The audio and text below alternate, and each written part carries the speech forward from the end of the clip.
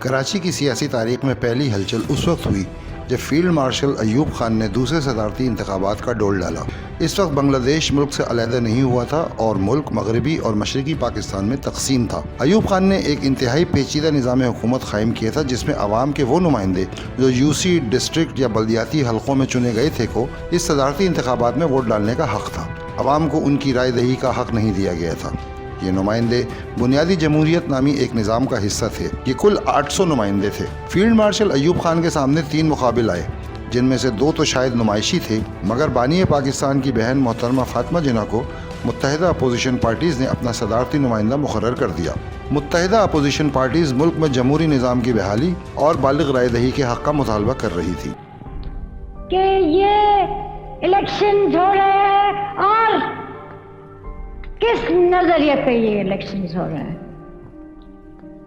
عوام نے تو اپنا خیالات دے چکے ہیں، جدھر بھی میں گئی ہوں ادھر بہت بڑی تعداد میں، لاکھوں کی تعداد میں انہوں نے اپنا فیصلہ کر چکے ہیں کہ یہاں پارلیمانی جمہوریت قائم ہوگی۔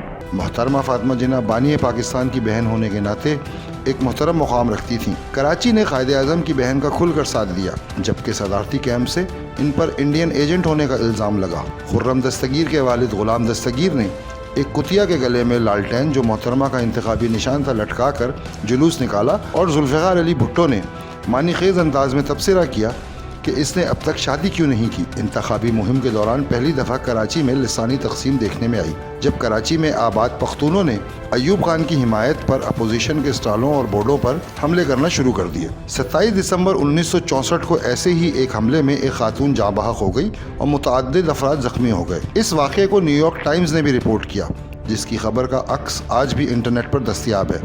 سب سے زیادہ ہنگامہ ڈرک کالونی میں پیش آیا، جہاں تمام دن کی ہنگامہ آرائی کے بعد کرفیو نافذ کر دیا گیا، جیسا کہ امید کی جا رہی تھی کہ ایوب خان بھاری اکثریت سے کامیاب ہو جائیں گے۔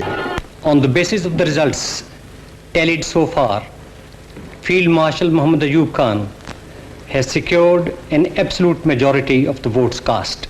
ان کی حمایت میں 62% سے زیادہ ووٹ ڈالے گئے، جو ان بنیادی جمہوریت کے نمائندوں نے ڈالے تھے جو خود ایوبی نظام کا حصہ تھے۔ My dear countrymen, Assalamu alaikum.